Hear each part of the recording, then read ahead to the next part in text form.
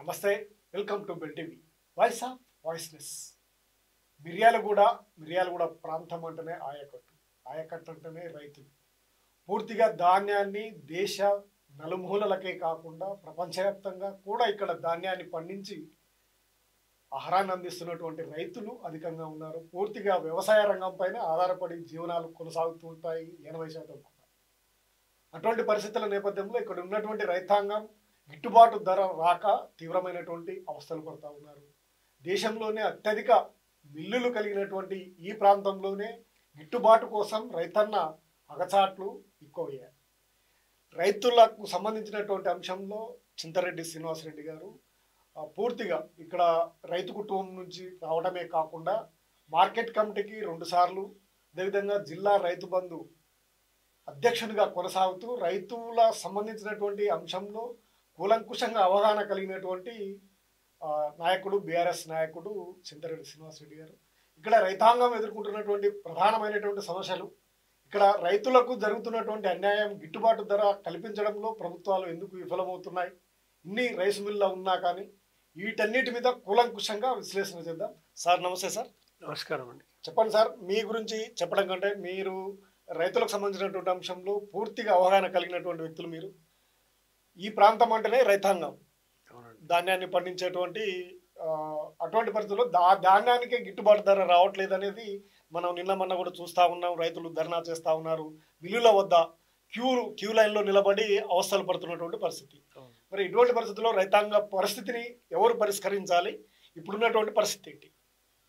ముందుగా అందరికి కూడా మరి బెల్ టీవీ వారికి, ఇప్పుడు మీరు అడిగినట్లు కూడా ఈ ప్రాంతం అంతా కూడా మరి నాగార్జున సాగర్ ఎడమ కాలువ కింద ఉన్నటువంటి ప్రాంతం. గత ఎన్నో సంవత్సరాల నుంచి కూడా సమృద్ధిగా పంటలు పండుతూ మరి వ్యవసాయానికి సంబంధించి ఈ ప్రాంతం చాలా ప్రసిద్ధి చెందిన ప్రాంతం. అదేవిధంగా ఇక్కడ రైస్ ఇండస్ట్రీ కూడా మరి పెద్ద ఎత్తున రైస్ ఇండస్ట్రీ ఉన్న ప్రాంతం కూడా ఆసియా ఖండంలోనే నెంబర్ 2 పొజిషన్లో ఉన్నటువంటిది మన ప్రాంతం. మరి ఇక్కడ ఇప్పుడు మరి ప్రభుత్వం యొక్క ఈ యొక్క విధానాల వల్లనే రైతుకు మరి నేను గమనించిన దాన్ని బట్టి రైతుకు సరైనటువంటి మద్దతు ధర దొరకలేదు. మరి రైతు చాలా ఇబ్బంది పడే పరిస్థితి వస్తుంది. ఎంతో కష్టపడి ఆరుగాలం శ్రమించి మరి వ్యవసాయాన్ని ఎంతో కష్టపడి చేసినటువంటి పంట చేతికి వచ్చినాక ఆ పంటను అమ్ముకోవడానికి మరి రోడ్ల మీద నిలబడి మిల్లుల ముందుల పడిగాపులు కాసి మరి సరైనటువంటి గిట్టుబాటు ధర రాక కూడా చాలా ఇబ్బంది పడుతున్నారు.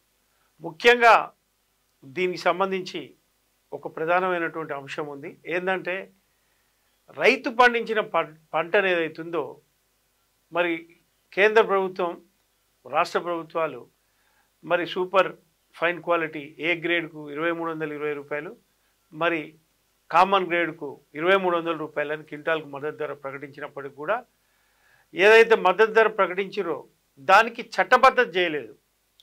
కేంద్ర ప్రభుత్వం మరి రాష్ట్ర ప్రభుత్వాలు ఒత్తిడి చేయాలి. మరి కేంద్ర ప్రభుత్వం ఏదైతుందో మరి మనకు పంజాబ్ రైతులు కానీ హర్యానా రైతులు కానీ చాలా కొట్లాడుతున్నారు. ఎందుకంటే ప్రతి వస్తువును తయారు చేసినటువంటి ప్రైవేట్ వ్యాపారస్తుడు వాళ్ళ యొక్క తయారు చేసిన వస్తువు రేటు వాళ్ళే నిర్ణయించుకొని మార్కెట్లో అమ్ముతున్నారు. మరి రైతు పండించినటువంటి పంటకు అత్యవసరం. మరి మనకు ఆహారం, మనకు కంపల్సరీ ప్రతి ఒక్కరికి కూడా ఆహారం. మరి రైతు పండించినటువంటి పంటకు చట్టబద్ధత చేయకపోవడం బట్టి ఈ సమస్యలన్నీ కూడా వస్తున్నాయని చెప్పి నేను భావిస్తున్నాను. ముందుగా ఈ ప్రాంతంలో మరి గతంలో మరి 2019, 2020 కావచ్చు, గత పీరియడ్లో కేసీఆర్ గారు ముఖ్యమంత్రిగా ఉన్నప్పటికీ ఇప్పుడున్నటువంటి ముఖ్యమంత్రి గారి పరిపాలన విధానంలో చాలా తేడా ఉంది. ఎందుకంటే ఏముంది, వారు రైతు బంధు మీరు ఇచ్చారు, వాళ్ళు కూడా ఇస్తూనే ఉన్నారు. మీకంటే అదనంగా కూడా వాళ్ళు మరి రుణమాఫీ కూడా చేసినారు కదా, మీకు వాళ్ళకు తేడా ఏమేముంది? మీరు చెప్పిన దాంట్లో అవన్నీ కూడా నేను స్పష్టంగా చెప్పదలుచుకున్నాను. ఎందుకంటే ఇప్పుడు వాస్తవాలు అనేది మనం మాట్లాడుకోవాలి. కేసీఆర్ గారు ఏదైతుందో వ్యవసాయాన్ని ఒక పరిశ్రమ లెక్క గుర్తించింది ఆయన. ఎందుకంటే వ్యవసాయ రంగాన్ని అభివృద్ధి చేస్తే ఈ రాష్ట్రంలో ప్రజలు 70% మంది ప్రజలు కూడా వ్యవసాయ రంగం మీదనే ఆధారపడి ఉన్నారు. వ్యవసాయ రంగాన్ని కనుక అభివృద్ధి చేసినట్టయితే రాష్ట్రం బాగుపడుతుంది, బంగారు తెలంగాణ అవుతుందన్న ఉద్దేశంతో ఆయన రైతుకు కావాల్సినటువంటి కనీస వసతులన్నీ కూడా ఏర్పాటు చేశారు. ఏదైతే 24 hours 24 గంటలు కరెంటు కావచ్చు, మరి రైతులకు పెట్టుబడి రూపంలో సాయం కావచ్చు, రైతు బీమా, ఈ రైతు బీమా అనేది చాలా గొప్ప విషయం. ప్రభుత్వమే చిన్న రైతులందరికీ కూడా ఒక కుంట భూమి ఉన్న పట్టా ఉన్న ప్రభుత్వమే ఇన్సూరెన్స్ చెల్లించి మరి ఆ రైతులు ఏ రకమైనటువంటి ఇబ్బంది అయినా 59 ఏళ్ళలోపు వారి కుటుంబానికి 5 లక్షల రూపాయలు ఏదైనా బీమా ప్రపంచం రాష్ట్రంలో దేశంలో ఎక్కడ లేదు, ఇక్కడ కేసీఆర్ గారు ఏర్పాటు చేశారు. అదేవిధంగా కొనసాగిస్తున్నారు కదా దాన్ని ఈ ప్రభుత్వం మరి అది కొనసాగిస్తుందా లేదా స్పష్టత ఇంతవరకు రాలేదు, స్పష్టత లేదు. తర్వాత ఇన్ని రకాలుగా మరి ఇప్పుడు రైతు పండించినటువంటి పంట కూడా మరి బయట పోయి తిరిగి మరి రైతులు ఇబ్బంది పడకుండా మరి ఈ రాష్ట్రంలో 7,000 ప్యాడీ ప్రొక్యూర్మెంట్ సెంటర్స్ కూడా మరి ఏర్పాటు చేసినటువంటి ఘనత కేసీఆర్ గారిది. అంటే ఉన్న వాస్తవం రైతు పంట పండించడానికి కావాల్సినటువంటి వసతులన్నీ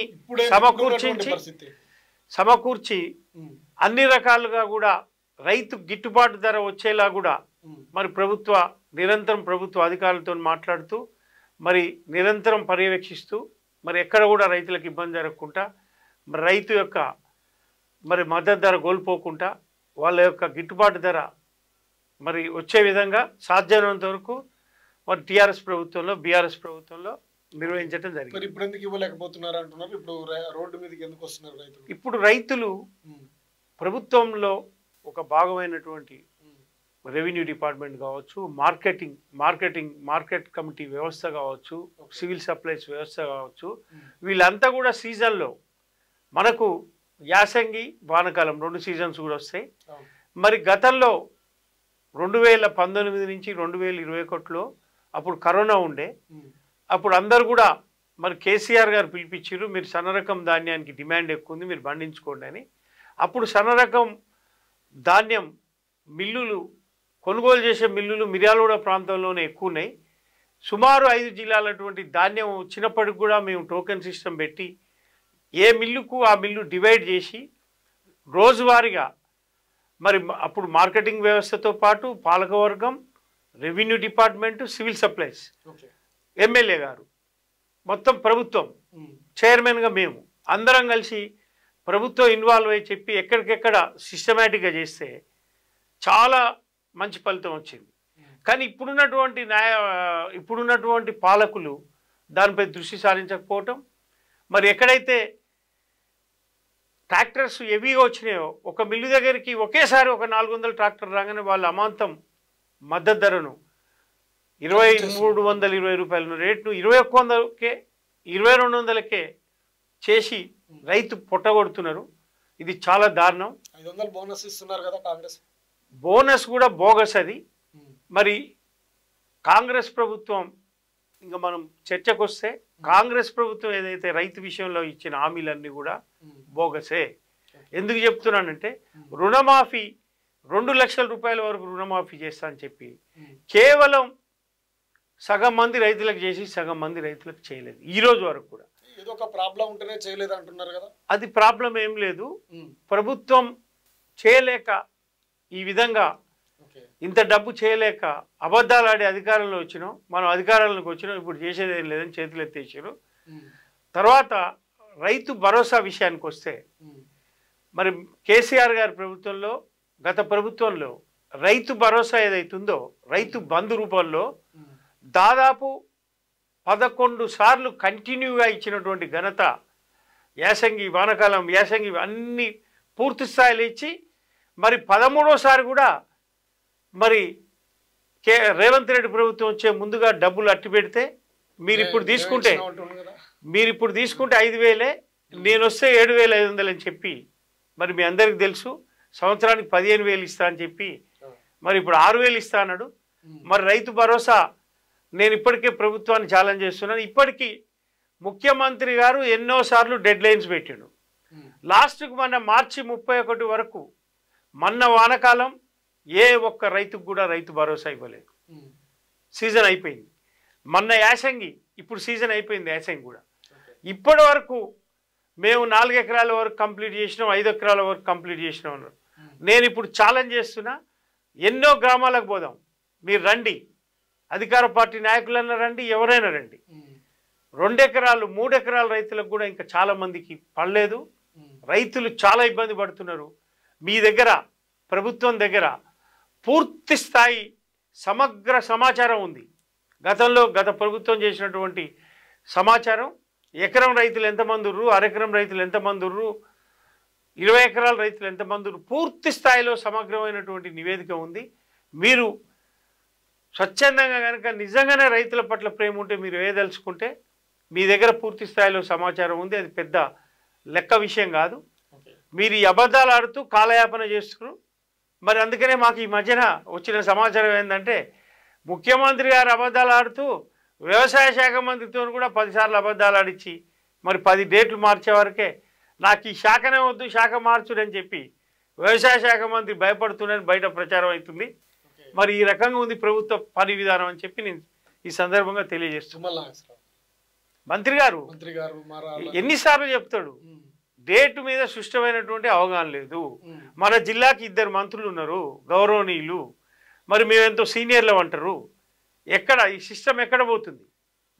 మేము టీఆర్ఎస్ ప్రభుత్వ అధికారంలో, బీఆర్ఎస్ ప్రభుత్వం, కేసీఆర్ గారి నాయకత్వంలో మేము ఏ ఒక్క రైతును కూడా వదిలిపెట్టకుండా ప్రతి రైతుకు కూడా రైతు బంద్ చేసినటువంటి విషయం మీ అందరికీ తెలుసు. మరి మీరు ఎందుకు వేయలేకపోతున్నారు? మీరు అన్ని అబద్ధాలు ఆడతారు. కొండలకు, గట్లకు, గుట్టలకు ఇచ్చినంటారు. 98% మంది రైతులు కూడా ఈ రాష్ట్రంలో బిలో ప్రాపర్టీలు, అంటే 15 ఎకరాలు 10 ఎకరాల లోపు ఉన్న వాళ్ళే ఉన్నారు. 98% రైతులు. మరి మీరు ఎక్కడైతే తప్పు జరిగిందంటారో మీరు సమగ్ర విచారణ చేసి దాన్ని తేల్చండి.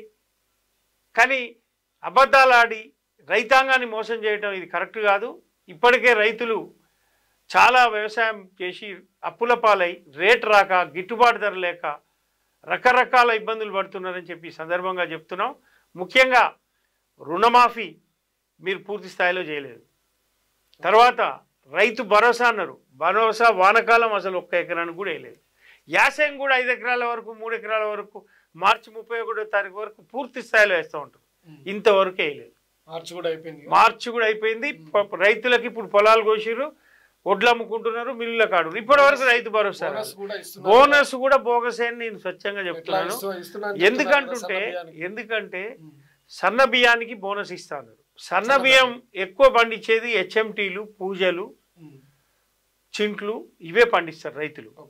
కానీ బీపీటీ కొద్దిగా తక్కువ, చాలా తక్కువ పర్సెంటేజ్. 80% సన్న బియ్యం కూడా నేను చెప్పినటువంటి వెరైటీసే. అంటే మీరు దీన్ని కూడా మోసం చేయాలని చెప్పి ఎవరైతే రైతుల్లో సన్నధాన్యాన్ని డైరెక్ట్ నేరుగా తీసుకుపోయి మిల్లులే అమ్ముకుంటున్నాడు, నువ్వు బోనస్ ఇవ్వాల్సిన అవసరం లేదు. నీ మార్కెట్ యార్డ్లలో పోసేది స్వల్పంగా ఉంటుంది, చాలా తక్కువ మన ప్రాంతంలో. మరి ఇప్పుడు నువ్వు బోనస్ ఎవరికి ఇస్తున్నావో, ఎంతమందికి ఇచ్చినావో దాని మీద క్లారిటీ ఇవ్వాలని చెప్పి నేను ఈ సందర్భంగా ప్రభుత్వాన్ని డిమాండ్ చేస్తున్నాను. నువ్వు అన్ని రకాలుగా కూడా రైతును మోసం చేస్తున్నావు.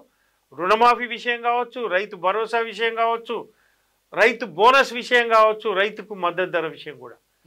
ఈరోజు ఈ ప్రాంతంలో ఇన్ని రైస్ మిల్స్ ఉన్నవి. ఇక్కడ ప్రభుత్వ విధానం సక్రమంగా ఉండి మరి ఇక్కడ ఉన్నటువంటి ప్రజాప్రతినిధులు ఎవరైతే ఉన్నారో, మరి మంత్రులు కావచ్చు, శాసనసభ్యులు కూడా కావచ్చు, మరి మీరందరూ ఒక సమగ్రమైనటువంటి విధానాన్ని పెట్టి మరి అన్ని రైస్ మిల్స్ రైతులందరూ ఒడ్లు తెచ్చేటప్పుడు అన్ని రైస్ మిల్స్ ఓపెన్ కావట్లే, కొంతమందే కొంటున్నారు, క్రౌడ్ ఎక్కువ అవుతుంది. వాళ్ళు మద్దతు ధర తగ్గించి దేనికోసం కనీసం గిట్టుబాటు ధర కావాలని రైతుల డిమాండ్. మా డిమాండ్ గిట్టుబాటు ధర అంటే 2300 కూడా కాదు మాకు. గతంలో 26, 27, 2800 కూడా అమ్మినాం. మరి ఈ రోజుకు గత పోయిన 3 సంవత్సరాల కింద ఒక ఎకరం పంట పండియాలంటే ఏరు వ్యవసాయాన్ని ఉత్పాదించేందుకు, వ్యవసాయాన్ని పండించడానికి పెట్టుబడులన్నీ పెరిగిపోతున్నాయి, కానీ తగ్గుతలేవు. కానీ రైతు వడ్ల రేటు తగ్గుతుంది.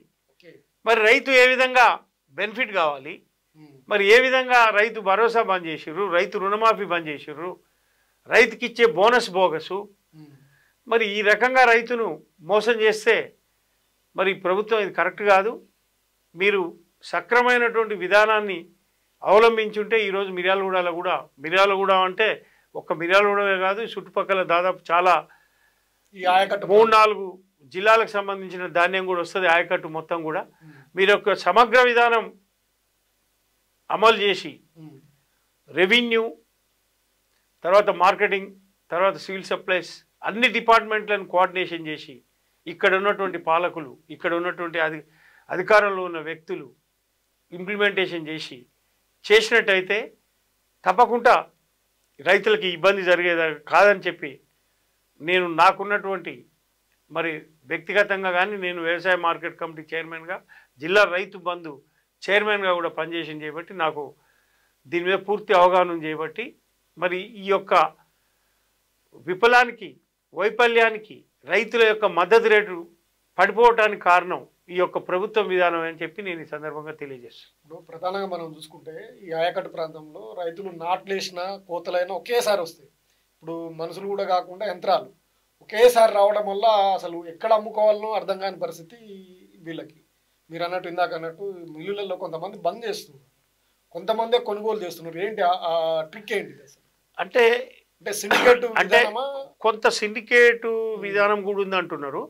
ఇప్పుడున్నటువంటి వ్యవస్థలో మనం అనుకుంటేందుకు వాళ్ళు కారణం చెప్తారు. రైస్ మిల్లర్స్ కొంతమంది మాకు బియ్యానికి మార్కెట్ లేదంటారు, కానీ బియ్యం క్వింటాల్ 6,000 రూపాయలు అమ్ముతున్నారు. ఇది బాజాబ్తు మనం అందరం బియ్యం కొనుక్కుంటున్నాం, ఇది అబద్ధం. ఇది మనం యాక్సెప్ట్ చేయడానికి కాదు. బయటికి ఎక్స్పోర్ట్స్ కూడా ఇప్పుడు బాగా నడుస్తున్నాయి కాబట్టి బియ్యం ఆగుతలే.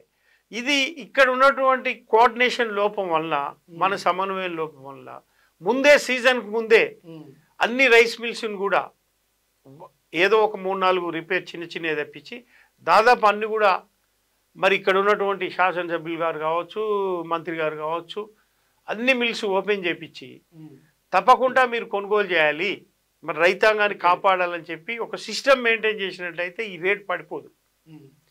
రైతులకు బిర్రగా ఎప్పుడైతే రైతులు బాగా ఎక్కువ ధాన్యం వస్తుందో అప్పుడు రైతుల మీద దెబ్బ కొడుతున్నారు. ప్రతిసారి కొట్టేసి 21 అండి, 2200 ప్రభుత్వం ప్రకటించినటువంటి మద్దతు ధర గ్రేడ్ ఏ 2320, కామన్ గ్రేడు 2300, ఇవే రైతుకు గిట్టుబాటు కావట్లేవు. 2600, 2800 ఉంటే తప్పించి రైతు ఈరోజు పరిస్థితి బాగాలేదు. గతంలో 2600-2800 కూడా అమ్ముకున్నారు. మరి అలాంటిది మరి గతంలో అమ్మిన దానికంటే ఇప్పుడు రేటు తగ్గిస్తే వ్యవసాయ పండించే పంటలకు కావాల్సినటువంటి వనరులు ఏదైతున్నాయో మనం ఉపయోగించే ఫెర్టిలైజర్స్ కావచ్చు, అన్నీ కూడా హార్వెస్టింగ్ మిషన్స్ కావచ్చు, అన్నీ కూడా పెరిగినాయి. మరి రైతుకు ఏ విధంగా గెటాన్ కాగలుగుతాడని ఆలోచించాలని చెప్పి మరి ఈ విధంగా ఇది చాలా బాధాకరమైన విషయం. మరి ప్రభుత్వం యొక్క పని విధానం ఇది కరెక్ట్ లేదు రైతు విషయంలో. మరి దీనివల్ల రైతాంగం మొత్తం కూడా బాధలు పడుతుందని చెప్పి ఈ సందర్భంగా తెలియజేస్తుంది. అదేవిధంగా మార్కెట్ కమిటీ, పాలక మండలి లేకపోవడం కూడా ఒక కారణం అనే అభిప్రాయం కూడా రైతులు వెల్లబిస్తూ ఉన్నారు. అది రాజకీయాలకు సంబంధించింది. అంటే మేము ప్రతిపక్షంలో ఉన్నాం, సరే. అది ఏంటంటే ఒక పాలక పక్షం మార్కెటింగ్ కమిటీ అంటే రైతుల సంక్షేమం కోసం, రైతుల ప్రయోజనం కోసం వేసేటువంటి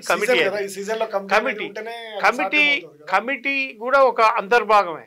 ఏది రెవెన్యూ, సివిల్ సప్లైస్, మార్కెటింగ్ అధికారులు, ప్రజాప్రతినిధులు అంటే ఎమ్మెల్యే గారు కావచ్చు, మార్కెట్ చైర్మన్ కావచ్చు, వీళ్ళందరూ కూడా అందరు కలిసి పనిచేస్తే రైతులకు ఇంకా మేలు జరుగుతుంది. సమర్థమైనటువంటి చైర్మన్ ఉండి ఈ సిస్టమ్ను కూడా కొంచెం కూర్చోబెట్టి అధికారుల మీద ఒత్తిడి చేసి ఈ వ్యవస్థలన్నీ పనిచేస్తే ఆటోమేటిక్గా రైతుకు మేలు జరుగుతుంది. దాంట్లో మరి అది వారి యొక్క వారికి సంబంధించిన విషయం. దానివల్ల రైతులకు కూడా రైతులకు సంబంధించినటువంటి విషయం చేయబట్టి రైతుల యొక్క కమిటీలు సమర్థవంతంగా ఉంటే ఈ యొక్క రైతుకు జరిగే నష్టాన్ని కూడా అరికట్టడానికి ఆ యొక్క కమిటీ కావచ్చు, అధికారులు కావచ్చు యాక్టివ్గా పనిచేసే అవకాశం ఉంటుంది. లేకుంటే వాళ్ళు కూడా అలసత్వం ఉంటుంది అధికారులలో. మరి కాబట్టి ప్రభుత్వం, నేను ఇంతకుముందే చెప్పాను, మంత్రి గారు కావచ్చు, ఎమ్మెల్యే గారు కావచ్చు, వీరంతా కూడా మరి కోఆర్డినేషన్ మీటింగ్ పెట్టుకొని అన్ని అధికారులతోని పాలక వర్గాలతో మీటింగ్ పెట్టుకొని ఏ మార్కెట్ పరిధిలో కూడా మరి ఈ మిర్యాలగూడ మార్కెట్ స్పెషలైజేషన్ ఉంది. దాదాపు 180 రైస్ మిల్స్ అత్యధిక ఆసియా ఖండంలో. కాబట్టి ఇక్కడ యాక్టివేషన్ చేస్తే రైతుల యొక్క అభివృద్ధి, రైతుల యొక్క రేటు పడిపోకుండా రైతులకు న్యాయం జరుగుతుందని చెప్పి నేను నా యొక్క అభిప్రాయం. ఎందుకంటే రైతుకు న్యాయం జరగాలి, రైతు బాగుంటేనే రాష్ట్రం బాగుంటుంది, దేశం బాగుంటుంది. మరి రైతు ఈరోజు నేను చాలా గమనించాను, మరి చాలామంది రైతులు మరి చింట్లు వేశారు, కావేరి చింట్లు కావచ్చు, అవి కావచ్చు, దాదాపు మన జిల్లా అయితే పంట ఎక్కువ వస్తుంది. తర్వాత ఎక్కడైతే హెచ్ఎంటీలు ఇంకా వేరే వెరైటీ వేస్తే ఏ మిల్లులు కొంతలేవండి అని చాలా మంది రైతులు బాధపడ్డారు. ఇవి కూడా వెరైటీనే కదా, దాన్ని రేటు తగ్గించి 21,100, 2200, 21,100. దారుణం, రైతుకి 21,100. ఏదైతే పండిస్తారో వాటికి రేటు ఉండదు, రేట్ లేదు. ఈ విధంగా ఇవన్నీ కూడా వీటన్నిటిని అరికట్టాలంటే ప్రభుత్వం సక్రమైన పద్ధతిలో యాక్షన్ తీసుకొని ఇక్కడ ఉన్నటువంటి ప్రభుత్వ మంత్రులు కానీ, మరి ఉత్తమ్ కుమార్ రెడ్డి గారు ఉన్నారు, కోమటిరెడ్డి వెంకరెడ్డి గారు ఉన్నారు, వ్యక్తిగతంగా వాళ్ళ మంచి మిత్రులే అయినప్పటికీ కూడా మరి వారు వైఫల్యం చెందింది అనిపిస్తుంది ఈ విషయంలో. ఎందుకంటే కోఆర్డినేషన్ సమన్వయం చేసి అధికారులను వీళ్ళని చేసి పాలకవర్గాలన్నింటిని ఇన్వాల్వ్ చేసి మరి అన్ని రైస్ మిల్స్ ఓపెన్ చేయించి అన్ని ప్రాంతాల్లో కొనుగోలు సక్రమంగా ఉండేట్టు చేసి ఒత్తిడి తీసుకొచ్చి చేసినట్లయితే ఈ యొక్క రోడ్ల మీద రైతులు నిలబడేటువంటి ట్రాక్టర్లు జామ అయ్యే సిస్టమ్ ఉండదు, ఈ రకమైనటువంటి ఇబ్బంది కూడా ఉండదని చెప్పి నేను ఈ సందర్భంగా తెలియజేస్తాను. Okay, thank you sir, thank you. Okay, విన్నారు కదా రైతులు ఎదుర్కొంటున్నటువంటి సమస్యలు. రాష్ట్ర ప్రభుత్వం అదేవిధంగా మిర్యాలగూడ ప్రాంతంలో ఉన్నటువంటి ప్రజాప్రతినిధుల నిర్లక్ష్యం వల్ల కూడా, అదేవిధంగా రైస్ మిల్లర్లు సిండికేట్ అవుతున్నటువంటి విధానం వల్ల కూడా రైతులకు తీవ్రమైనటువంటి నష్టం, అన్యాయం కూడా జరుగుతూ ఉంది. ఇటు ప్రభుత్వము, ఇటు రైస్ మిల్లర్లు రెండు కూడా సక్రమమైనటువంటి మార్గంలో లేకపోవడం వల్లే రైతులకు తీవ్రమైనటువంటి నష్టము, ఇబ్బందికరమైనటువంటి పరిస్థితులు ఏర్పడుతున్నాయనేది శ్రీనివాస్ రెడ్డి యొక్క మనోగతం. మరిన్ని అప్డేట్ కోసం చూస్తూనే ఉండండి వాయిస్ ఆఫ్ వాయిసెస్. బ్యూటిఫుల్.